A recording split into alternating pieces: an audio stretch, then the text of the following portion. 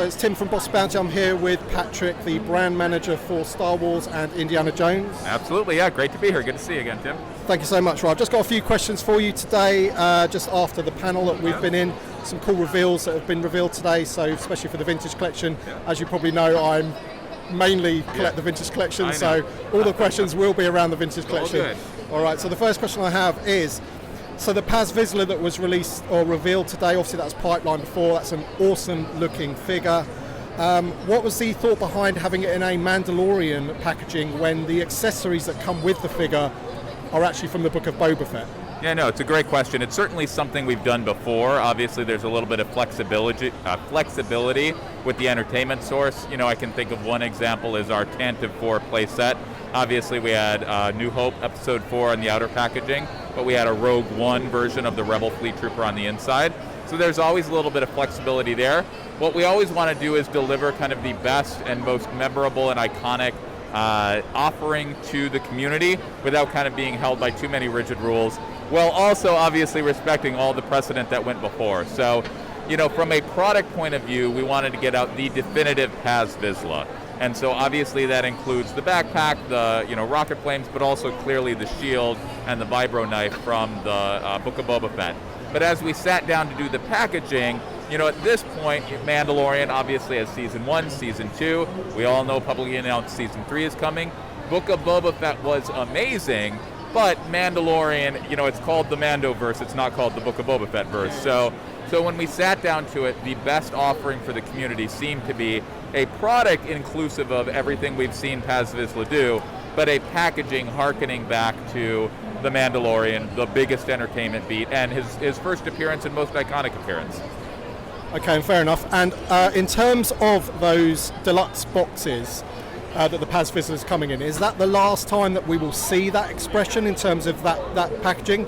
Because I know that a lot of people would like Paz Vizsla and the Dark Trooper on a vintage style card back, and you've done them in the past. I'm not talking about Maldo Kreese size ones, but if I look back to perhaps the Amazon exclusive of the Sith Trooper with all the weapons included. There was a Mando one as well. There was the build-up pack with Mando. The first time Din Djarin was unmasked. Yes. Is that something you're considering in the future to keep it like consistent with the vintage collection card back?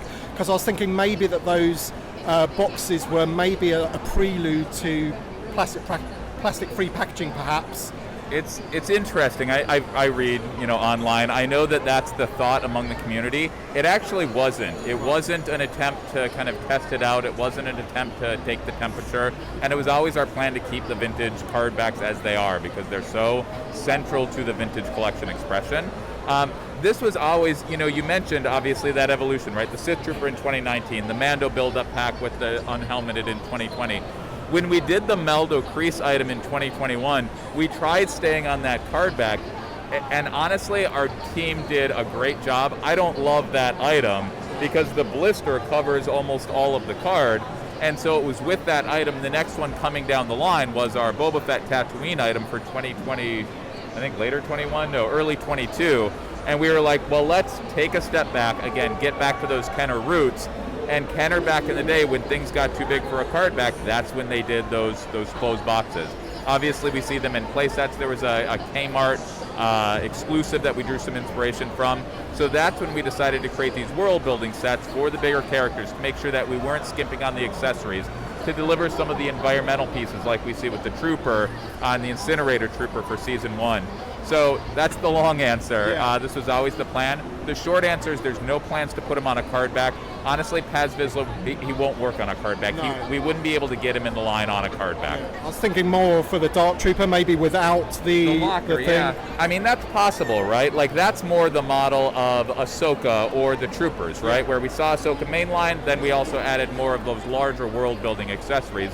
The Dark Trooper is obviously a character that comes with more of the world building, less of the personal accessories. So that one is potential in the future.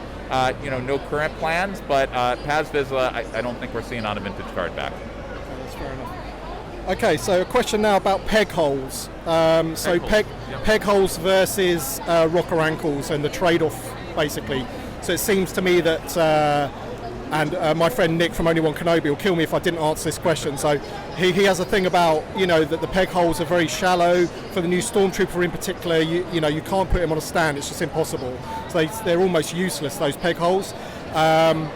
So is it because of the rocker ankles, and maybe could we look at maybe repositioning the hole for the peg at a different place in the foot, maybe in the center of the foot instead of the heel, just so that we're able to utilize those peg holes in the future for figures that have rocker ankles? Yeah, it's a great piece of feedback, and like I said, I've said in the past, we love coming to conventions because we get the feedback. I read online. It's the first time I'm hearing this piece of feedback, and maybe I've just missed it on some of the online boards, but it's great feedback. I'll bring it back to the team. Obviously, our design and engineering team have the functional expertise to know, well, if that peg hole goes up too high, does that impact the rocker ankles?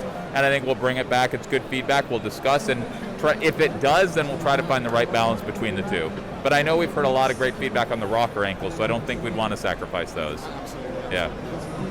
Okay, so just a question about the reissues for the 40th anniversary. So just a question about reissues in general. Yep. So collectors that have come into the collecting the vintage collection at a later stage that have actually gone back and got some of those figures on the secondary market, and perhaps even paid maybe $100, for example, for a Nikto, for example, and then you're reissuing it, and it's almost, obviously you want to be able to bring new collectors in by releasing those figures again, which is great.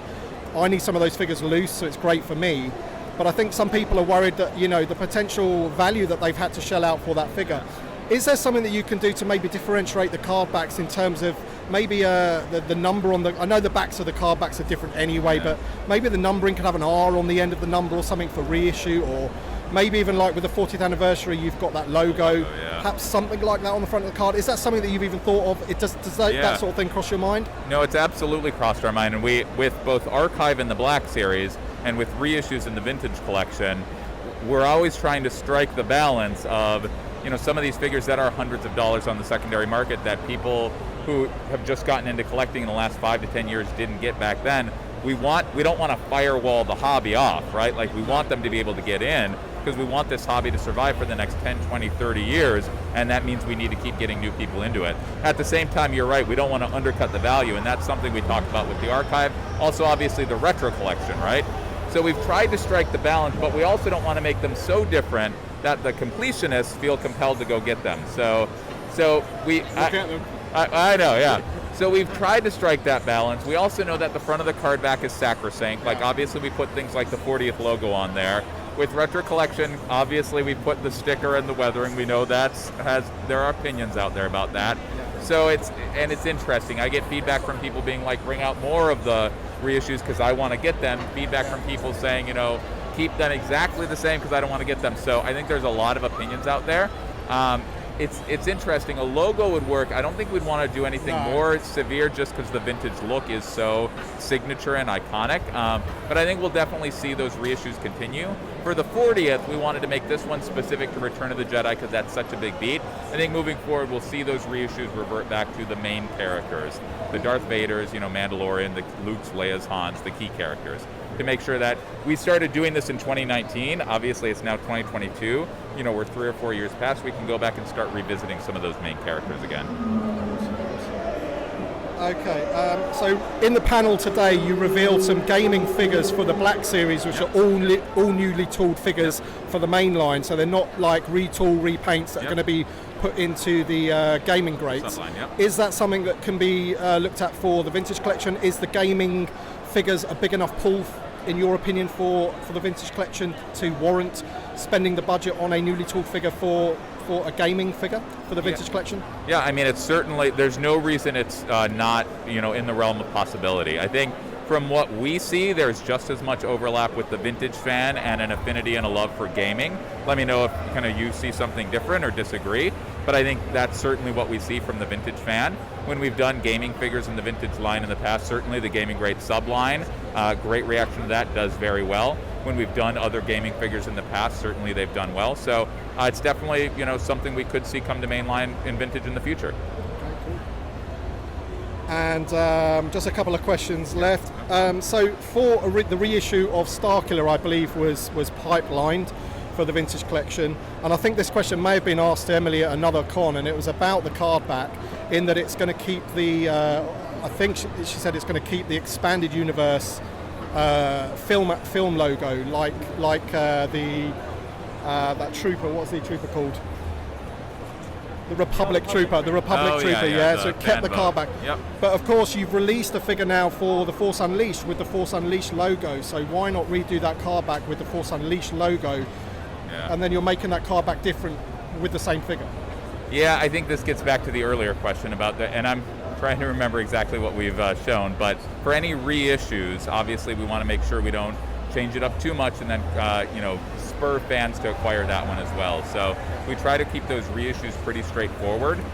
If we're doing, and I think we've kind of like, when there are certain incremental updates, like, I'm trying to remember, I think Shea Vizsla, obviously that came with a new head, and so we did, I believe, gave her a new vintage collection number. I'm trying to remember. I don't think you did. But yeah, okay, yeah. Obviously. So then with the 501st Trooper, you gave him a new card back, so you put him on a Clone Wars card. So I just thought maybe that could have been the same sort of issue with. I think because that was a new entertainment source. Right. And so I think those are kind of, again, we look back to the Kenner days for as much inspiration as possible.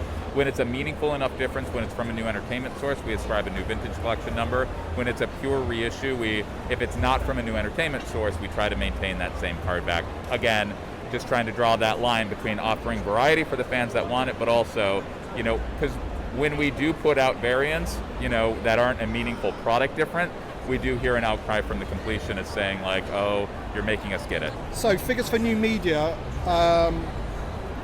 we're struggling to be released on time for release of that media, Book of Boba Fett, things like that, whereas with the Obi-Wan Kenobi and Andor, if those figures come out pretty soon, yep. It seems to me that you're able to get these things out a lot quicker in time for the media that when it comes out. Yeah.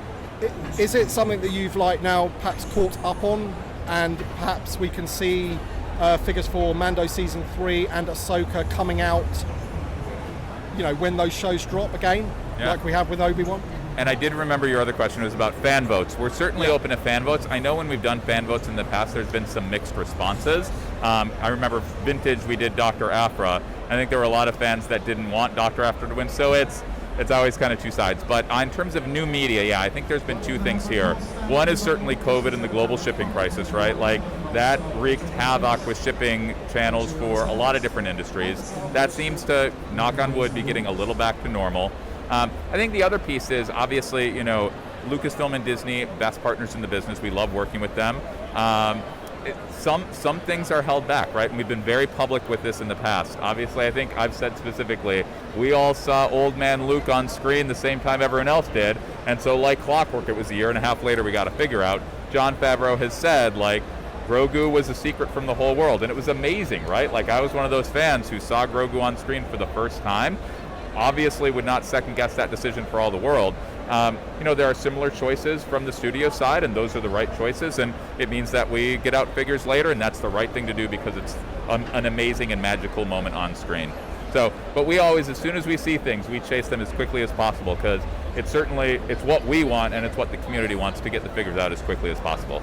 Yeah. Okay, and this is more of it's not really a question, it's more of a want. Yeah. So, of course, with all this 40th anniversary Return of the Jedi stuff that's coming out, maybe like an Ewok 4-pack or a Rebel Soldier or Rebel Commando 4-pack to go with those awesome items that you're releasing, the bunker and the speeder bike. I think there might have been some more. The bunker was pipelined, wasn't it? And also the Piet figure obviously has allowed you to do the Moff figure that was pipelined today. So I'm just thinking ISB officers, Krennic, we mustn't forget about Krennic and Rogue One. Absolutely. So this sort of thing allows you to do, now you've got that sculpt. Hopefully that allows you to do those figures in the future, right? So obviously, no super secret reveals here, but I will say the Troop Builder format, again, that was brainchild of our design team, Eric and Emily, and it seems like the community has reacted really well to that, so we're planning to keep that going. Yeah, exactly. So we're planning to keep that going in the future. The ones you mentioned would be great candidates. So. All right, awesome. Thanks so much. I think we could see at least one of those coming in the future. Oh, thank you for the small reveal there, Patrick. A little tidbit, not a reveal, little tidbit. All right, I appreciate your time, Patrick. Thank you so much, mate. Thanks so much, and thanks to everyone out there. Great to see you. Cheers. Bye.